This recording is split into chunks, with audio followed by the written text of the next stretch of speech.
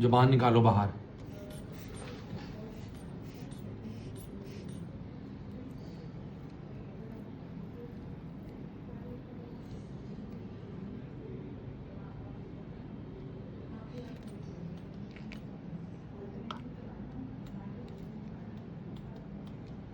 हाँ करो, हाँ बड़ा मुंह खोलो। हाँ हाँ